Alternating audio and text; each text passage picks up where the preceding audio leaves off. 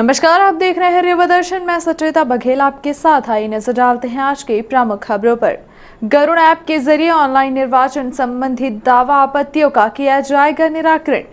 रीवा में आयोजित हुआ एक दिवसीय औद्योगिक वर्कशॉप। पहली बार सुपर स्पेशलिटी हॉस्पिटल में हुआ प्लाज्मा फेरेसिस प्रोसीजर का सफल प्रयोग और ग्राम पंचायत के पूर्व सरपंच व सचिव से होगी वसूली। खबरों पर नजर अब विस्तार से।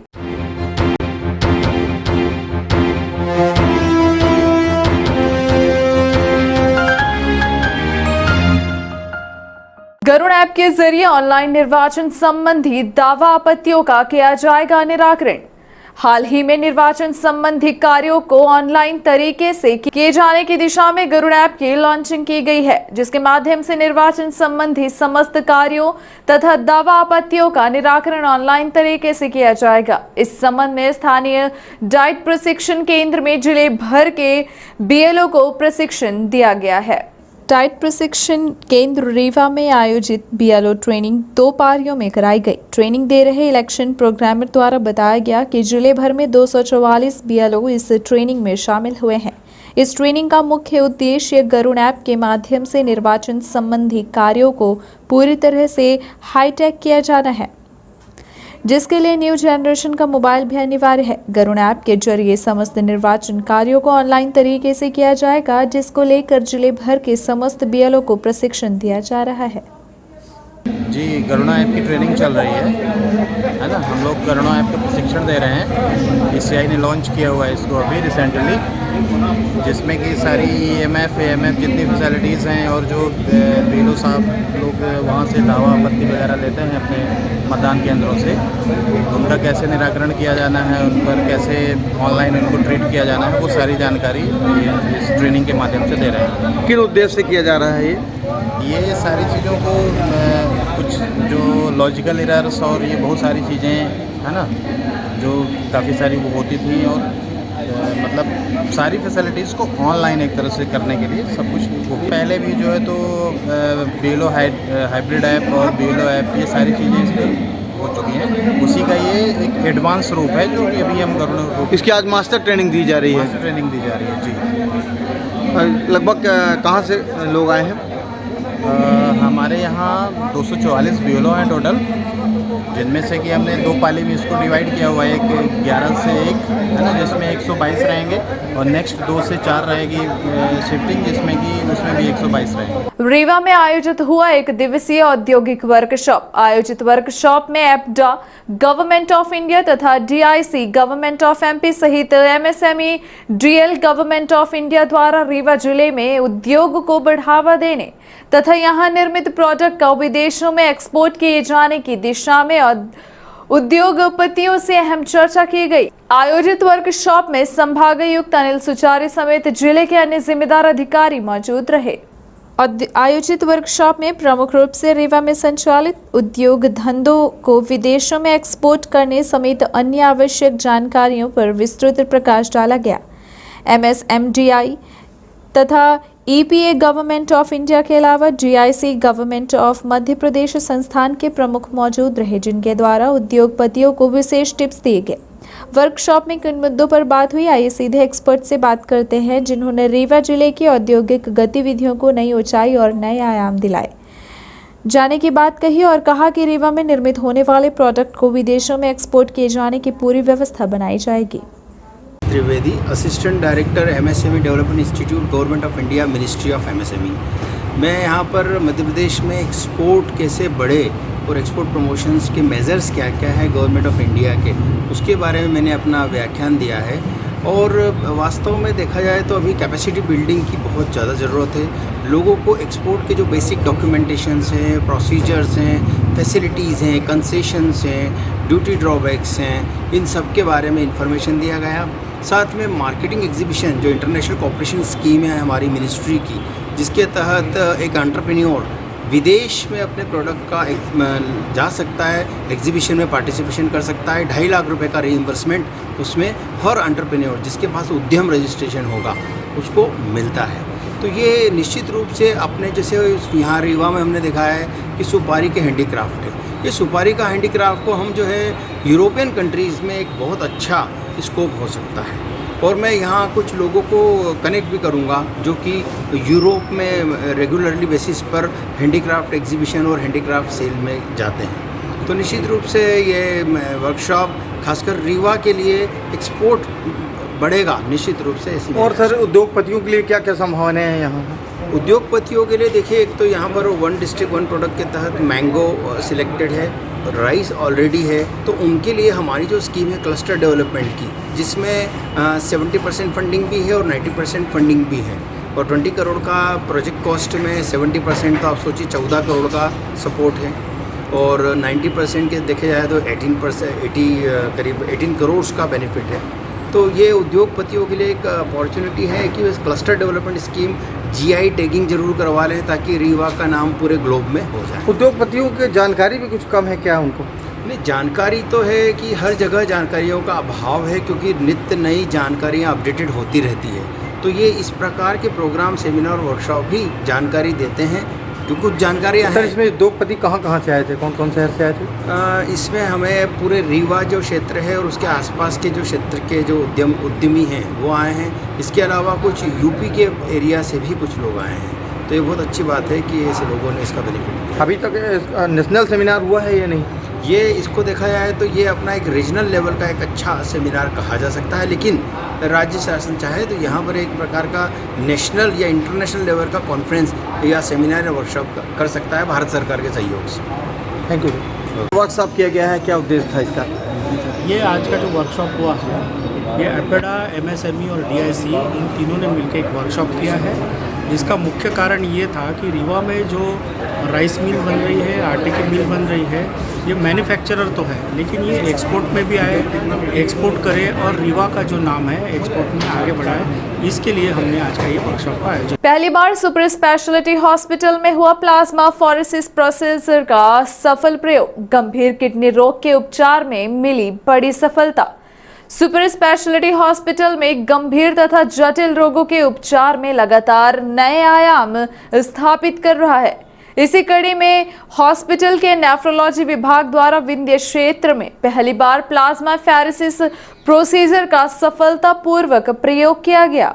में खून से शरीर के विरुद्ध निर्माण होने वाले एंटीबॉडीज को special dialysis filter, plasma filter से शरीर से बाहर निकाला जाता है। सुपर स्पेशलिटी हॉस्पिटल में भर्ती 15 वर्षीय किशोरी के उपचार में इसका सफल प्रयोग किया गया। सुपर स्पेशलिटी हॉस्पिटल के सहायक प्राध्यापक डॉक्टर रोहन द्विवेदी तथा उनके सहयोगियों द्वारा इस प्रक्रिया को अंजाम दिया गया। इस संबंध में सुपर स्पेशलिटी हॉस्पिटल के अधीक्षक डॉक्टर अक्षय श्रीवास्तव ने बताया कि हनमुना निवासी 15 वर्षीय किशोरी अस्पताल के नेफ्रोलॉजी विभाग में भर्ती की गई थी, जिसकी किडनी खराब होना बताया गया। जांच के दौरान पाया गया कि किशोरी क्रिस्टेक किंगलो मैरिलो नेफ्रोटिस बीमारी से पीड़ित है। यह एक प्रकार की ऑटो इम्यून बीमारी है जिसमें शरीर स्वयं की किडनी के विरुद्ध एंटीबॉडीज का निर्माण करने लगता है। यह एंटीबॉडी किडनी की कोशिकाओं को हानि पहुंचाती है।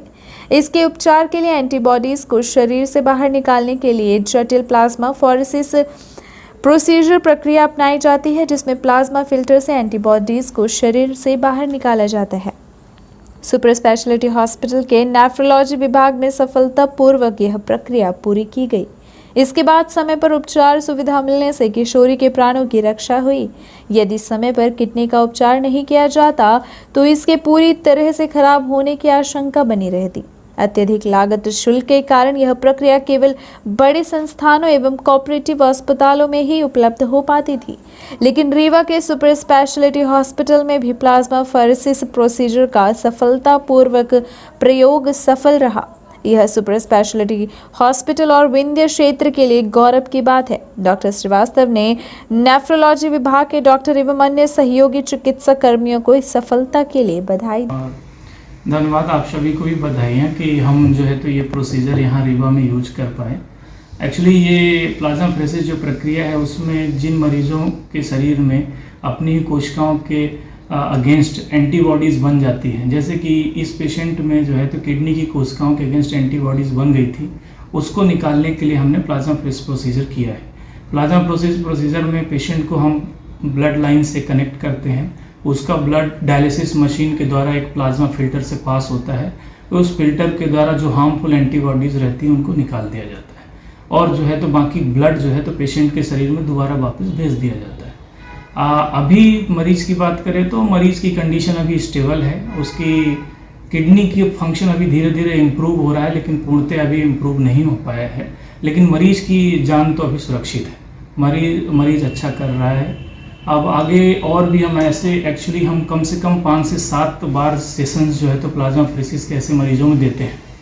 तो अभी उसके 3 या 4 सेशन हुए हैं। अभी और सेशन देने के बाद हमें पता चल पाएगा कि मरीज की कंडीशन में कितना सुधार है। कहाँ के रहने वाले हैं मरीज सर? मरीज कैसी स्थिति क्या थी इसके पहले इनकी? जब मरीज हॉस्पिटल में भर्ती हुआ तो मरीज की स्थिति तो गंभीर थी, सांस लेने की तकलीफ थी, पूरे शरीर में सूजन था, तो उसके बाद और पेशाब की भी नहीं बन पा रही थी। अभी सूजन और सांस लेने की समस्या में तो सुधार हो चुका है, लेकिन पेशाब अभी भी बनने में थोड़ा कठिनाई हो रही है। वो धीरे धीरे जैसे जैसे किडनी का फंक्शन इम्प्रूव होता है वो समय के साथ ही इसमें सुधार हो पाएगा। जो जिन मरीजों के पास आयुष्मान कार्ड है उन मरीजों को तो हम जो है तो संस्थान अपनी तरफ से ही इनका पूरा इस प्रक्रिया का पूरा खर्चा वहन कर रहा है। इस प्रक्रिया में अगर हम मार्केट की कंपैरिजन में बात करें तो लगभग एक सेशन प्लाज्माफेरेसिस का करने में 25 से 30 हज़ार रुपये का खर्चा आता है। तो अभी जितने भी आयुष्मान कार्ड होल्डर पेशेंट्स हैं उनको संस्थान अपनी तरफ से जिन पेशेंटों में इस प्रक्रिया की आवश्यकता है अपनी तरफ से कर रहा है, और बाकी जिन पेशेंट्स को या जिनके पास आयुष्मान कार्ड होल्डर नहीं है उन पेशेंट्स को भी हम सस्ते दामों में यहाँ पर कोशिश कर रहे हैं CGHS के रेट के थ्रू जो अभी यहाँ पर स्टार्ट हुए हैं उनके तहत उनको जो है तो इस प्रक्रिया का लाभ पहुँचाया जाए। ग्राम पंचायत के पूर्व सरपंच व सचिवों से होगी वसूली, रीवा कलेक्टर ने जारी किया आदेश। रीवा कलेक्टर एवं जिला दंडाधिकारी डॉक्टर इलैया राजा टी द्वारा जिले के विभिन्न ग्राम पंचायतों के पूर्व सरपंच तथा सचिवों से राशि वसूली करने संबंधी आदेश जारी किए गए,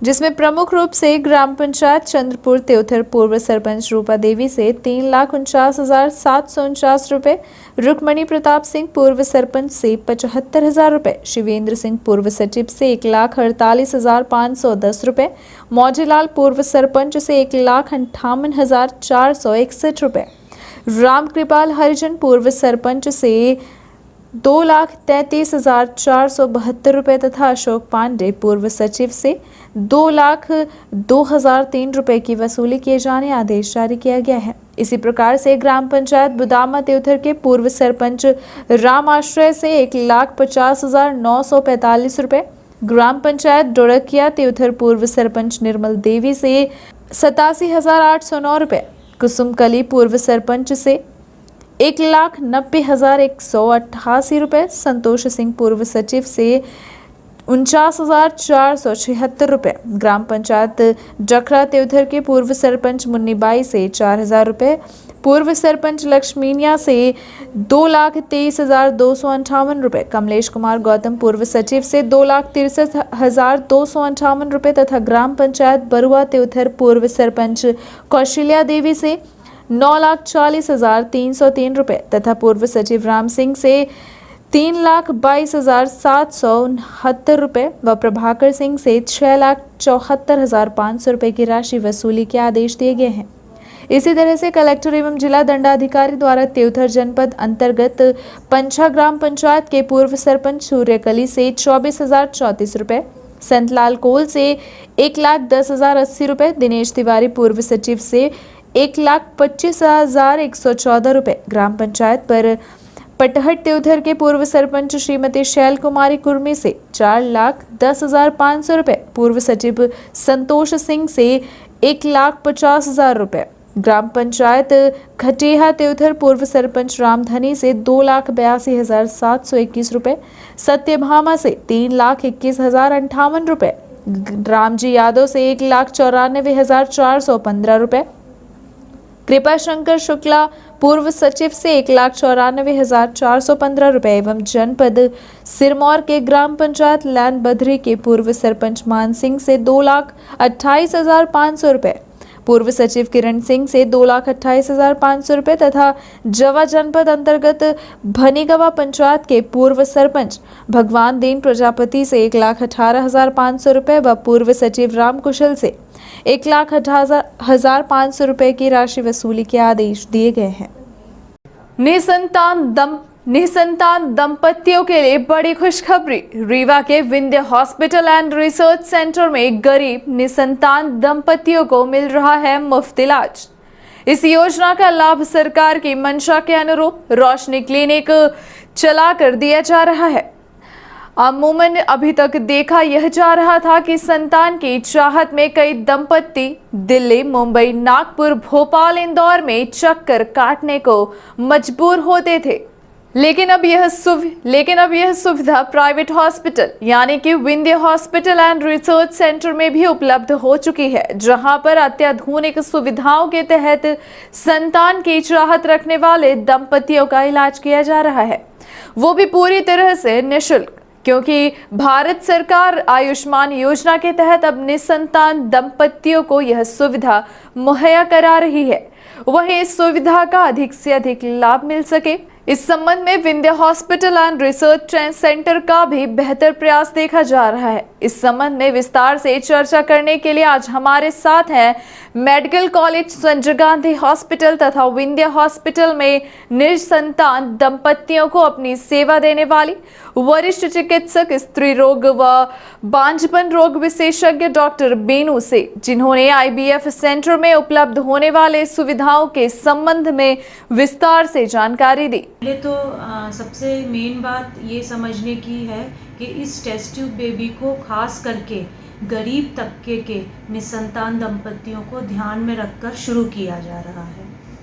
इतने सालों की करीब 10 से 11 वर्ष संजय गांधी में सर्विस करते हुए हो गए हैं, तो उसमें ऐसा अनुभव किया गया कि क्योंकि सरकार के द्वारा अभी ये सुविधा सरकारी अस्पतालों में मध्य प्रदेश में उपलब्ध नहीं है, तो ऐसे गरीब निसंतान दंपति जो कि सरकारी अस्पताल में ही पहले जाते हैं इसका इलाज ढूंढने के लिए, तो हम लोग बहुत ही हैंडीकैप्ड महसूस करते हैं। जैसे हम उनको इलाज देना चाहते हैं पर हमारे पास कुछ ऐसा सुविधाएं नहीं हैं सरकारी अस्पताल में कि हम उनका कुछ ज़्यादा इलाज कर पाएँ। थोड़ा बहुत जो उस लेवल पे किया जाता है वो कर रहे थे हम लोग, पर ये एक शुरुआत जब रोशनी क्लिनिक से हुई, सरकार ने ही कुछ प्राइवेट IVF लैब्स को ऐसा अधिकार दे दिया कि सरकारी अस्पतालों से निसंतान दंपतियों को वहाँ पे भेजा जाएगा और सरकार उनका पूरा खर्चा उठाएगी और वो इस अत्याधुनिक ट्रीटमेंट का लाभ उठा सकेंगे।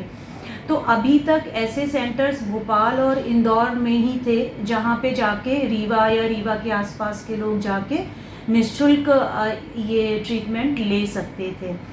तो हमारी ये जो विंध्य हॉस्पिटल की टीम है, विंध्य हॉस्पिटल के जो डायरेक्टर हैं, उन्होंने ये इस IVF लैब का नींव तो 2015 में ही डल गई थी, अस्पताल के खुलने के 1 साल बाद ही, पर कुछ कारणोंवश ये उस समय चल नहीं पाई और हाल ही में इसकी ज़रूरत काफ़ी महसूस होना शुरू हो गई जब हम लोगों ने देखा कि निसंतान दंपति काफ़ी यहाँ से वहाँ घूम रहे हैं, उनको काफ़ी खर्चा करके बाहर सिटी में जाना होता है। हालांकि सरकार मुफ्त में ट्रीटमेंट दिला रही है पर उनके आने जाने का खर्चा ये सब उनको उठाना पड़ रहा था। तो यही एक विचार था इसके पीछे कि इस टेस्ट ट्यूब बेबी सेंटर के जरिए हम लोग यहाँ के जो लोकल पेशेंट्स हैं और यहाँ के आसपास में जो लोग हैं वो आके इस सुविधा का लाभ उठा सकें। हम लोगों को अभी इसका अनाउंसमेंट किए हुए इसी स्वतंत्रता दिवस पे हम लोगों ने इसको शुरू किया है और अब ये पूरी तरीके से फंक्शनल है। इसमें बहुत ही अत्याधुनिक मशीनरीज हैं जिसके द्वारा पेशेंट्स को ट्रीटमेंट दिया जाएगा। तो बस अभी के लिए यही एक हम लोग की सोच थी कि हम यहाँ के लोगों को ये सुविधा दे पाएँ और इसका रिस्पांस अभी तक बहुत अच्छा मिल रहा है। हमने अभी ही संडे को, ये जो रविवार आ रहा है 29 तारीख का, एक शिविर आयोजित किया है उसमें बहुत अच्छा रिस्पांस आ रहा है। काफ़ी लोगों के फ़ोन आ रहे हैं कि हम भी रजिस्टर होना चाहते हैं, क्योंकि अब ये सारा ट्रीटमेंट आयुष्मान के जरिए विंध्य अस्पताल की जो टेस्ट ट्यूब लैब है वो दे पाएगी। हम सारा खर्चा, मरीज को कुछ भी खर्च करने की ज़रूरत नहीं है, एक पैसा भी। जो महंगे से महंगा ट्रीटमेंट अब बिल्कुल मुफ्त में उनको दिया जाएगा, बस उनको अपने कागज़ लेकर आना है।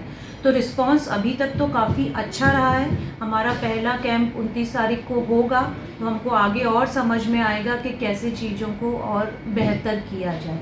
मैम एक सवाल ये है कि जी। आप मेडिकल कॉलेज में हैं और आप जी। वहाँ पर प्रोफेसर हैं। जी। ऐसी स्थिति में वहाँ के बाद यहाँ टाइम देना और जी। किस तरह की, कैसे आप मैनेज कर पाती हैं कि जी। इस तरह की लोगों को सेवाएं? जी हम लोग हालांकि वहाँ पर काफ़ी वर्कलोड है, काफ़ी मरीज हैं, वहाँ पर तो अपनी सेवाएं तो देते ही हैं। चिकित्सीय सेवाओं के अलावा जो मेडिकल स्टूडेंट्स हैं उनको पढ़ाने का भी हमारा काम है। वहाँ की जिम्मेदारियाँ काफ़ी हैं, पर क्योंकि हम लोगों को ये अलाउड है कि हम 1 घंटे के लिए, 2 घंटे के लिए घर में या किसी क्लिनिक में जाकर अपनी सेवाएं दे सकें। ऐसे मरीज जो कि अस्पताल में जो जा नहीं पा रहे हैं, सरकारी अस्पताल में नहीं जाना चाहते हैं, वो प्राइवेट में अच्छे चिकित्सकों का लाभ उठाना चाहते हैं, तो उस सुविधा के लिए सरकार ने हमको ये अलाउ किया हुआ है कि हम अपने घर पर भी ये पेशेंट्स को देख सकते हैं। इतना ही नहीं, निसंतान दंपतियों को रीवा में इसका बेहतर तरीके से लाभ मिल सके और निसंतान दंपति की संतान प्राप्ति के इस सरल व सुगम तरीके से टेस्ट ट्यूब बेबी के माध्यम से उपलब्ध कराए जाने, समय समय पर शिविर लगाकर लोगों को जागरूक किया जा रहा है।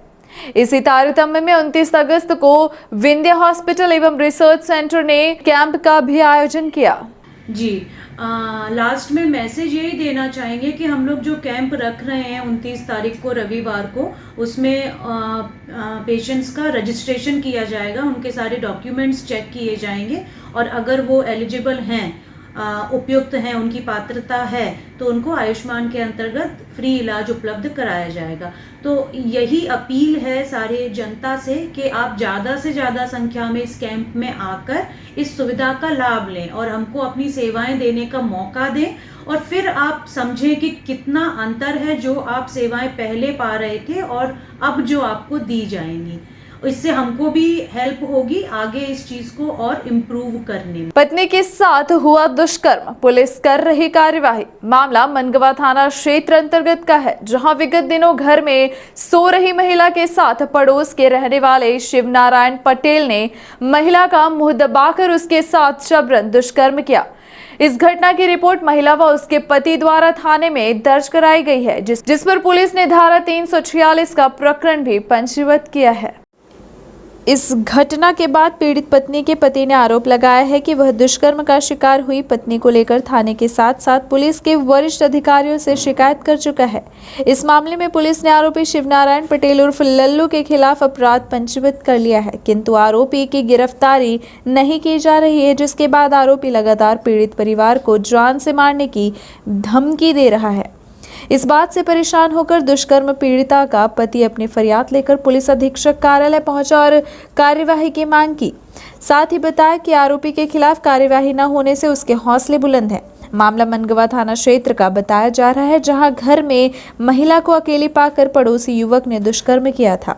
गनीमत रही कि समय पर पति पहुंच गया और आरोपी महिला को छोड़कर भाग निकला, जिसके खिलाफ पीड़ित ने मनगवा थाने में नामदर्ज रिपोर्ट दर्ज कराई थी, लेकिन आरोपी की गिरफ्तारी अभी तक नहीं की गई। बताइए। दिनांक 6/8/2021 को मेरे घर में मेरी धर्मपत्नी के साथ बलात्कार हुआ। बगल का ही आरोपी शिवनारायण पटेल है, जिस पर आज दिनांक तक कोई कार्रवाई नहीं की जा रही है। इस संबंध में न कोई कार्रवाई की जाने के कारण मैं आज एसपी ऑफिस में आया हूँ। इस पर चाहता हूँ कि जल्द से जल्द कार्रवाई की जाए और आरोपी को थाने में रिपोर्ट करवाई आपने? विंध्य हॉस्पिटल एवं रिसर्च सेंटर रीवा निसंतान दंपतियों हेतु आपके शहर में विशेषज्ञ चिकित्सकों द्वारा निःशुल्क परीक्षण एवं परामर्श शिविर दिनांक 29 अगस्त 2021 रविवार, समय प्रातः 11 बजे से शाम 5 बजे तक। शिविर में उपलब्ध सुविधाएं: निसंतान दंपतियों की विशेषज्ञों द्वारा निःशुल्क परीक्षण एवं परामर्श, उपयुक्त निसंतान दंपतियों का आयुष्मान भारत योजना के अंतर्गत पंजीकरण। शिविर में पंजीकृत दंपतियों को चिकित्सालय द्वारा जांचों एवं दवाइयों पर विशेष छूट। स्थान: विंध्य हॉस्पिटल एवं रिसर्च सेंटर रीवा। पता: पुराना बस स्टैंड, जय स्तंभ चौक के पास, रीवा, मध्य प्रदेश। मोबाइल नंबर 9999345193 और 9589899826। भतीजे ने चाची पर कर दिया जानलेवा हमला। मामला नई गढ़ी थाना क्षेत्र अंतर्गत शिवराजपुर का है, जहां भतीजे ने अपनी चाची के ऊपर प्राणघातक हमला कर उन्हें गंभीर रूप से घायल कर दिया, जिन्हें संजय गांधी अस्पताल में उपचार के लिए भर्ती कराया गया है। इस घटनाक्रम को लेकर थाना प्रभारी पर लापरवाही के आरोप लगा रहे मारपीट की शिकायत पीड़ित महिला द्वारा रीवा आईजी कार्यालय पहुंचकर की गई है। रीवा जिले के ग्राम शिवराजपुर थाना नई गढ़ी में यह घटना घटित हुई, जिसमें जेठ के लड़के यानी कि भतीजे ने अपनी चाची के साथ जमकर मारपीट की है। घायल महिला के मुताबिक इनका जमीनी विवाद चल रहा था। इसी बात को लेकर आए दिन विवाद की स्थिति निर्मित होती थी और बात यहां तक पहुंच गई कि आरोपी भतीजे ने अपनी सगी चाची सुनीता तिवारी के ऊपर डंडे एवं धारदार हथियार से प्राणघातक हमला करके उन्हें लहूलुहान कर दिया, जिसके बाद पीड़िता को बेहोशी की हालत में परिजनों द्वारा रीवा के संजय गांधी अस्पताल में भर्ती कराया गया है, जहां पीड़िता का उपचार किया जा रहा है। इधर अस्पताल में इलाज कर रही घायल महिला ने नई गढ़ी थाना प्रभारी पर आरोपियों को बचाने का आरोप लगाया है और कहा कि शिकायत दर्ज कराने थाने पहुंचने पर थाना प्रभारी द्वारा कहा गया कि आपके साथ मारपीट कम हुई है, अभी और होनी चाहिए थी। जा रही थी वहाँ राखी लेने के लिए नई गढ़ी में मैंने राखी खरीदी, रुमाल ली और वहाँ से चली 3:30 बजे। 3 बजे ऑटो बैठी, ऑटो से मैं निकली तो उर्मलिया हाउस उतरी और उर्मलिया हाउस से मैंने पैदल चली घर के लिए। घर रह गया जब मैं इंदारा और चक्की के पास वो खड़ा था सुचित तिवारी। कौन है ये मेरे जेठ का लड़का है। उन बताओ तो मैं पिताजी का नाम ले सकती हूँ। अब तो वो खड़ा था, मैं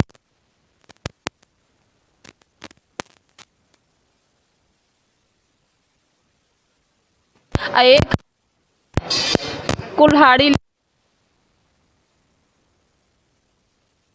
मेरे लिए खड़ा है, ये मेरे को मारेगा, ये पता नहीं था। मैं हाथ में वो वहाँ से नई गढ़ी से चली, जब मैं उसको देखी तो वहाँ मैं जा रही थी, मेरे पीछे से वो मेरे को मारने लगा डंडा और वो होश कर दिया। कितने लोग थे मारपीट करने वाले? मैं तो उसी घरे को देख, उसके साथ में कोई रहा इधर उधर तो नहीं बता सकती। इसकी शिकायत क्या आप नई गढ़ी थाने में की? नई गढ़ी थाने में मैंने करी। थाने में क्या कार्रवाई की गई? पर उतनी समय पर भैया मैं होश में नहीं थी, अपने होश में नहीं थी। जब पूर्व में भी क्या कोई मारपीट वगैरह किया गया है आपके साथ? कहाँ पे? आपके साथ उन लोगों के द्वारा पूर्व में भी कोई मारपीट? हाँ, पहले भी। किस तारीख का? ये किस तारीख का हुई है? 20 तारीख बताओ। 20 तारीख को। कुछ और कोई विवाद था जिसकी वजह से मारपीट हुई है? हाँ, ये विवाद और वैसा कुछ नहीं है। ये जो घर का विवाद है, उनका घर गिर गया है, वहाँ 5 जन का मिला, तो वहाँ का घर सुचित के पिताजी का घर गिर गया है।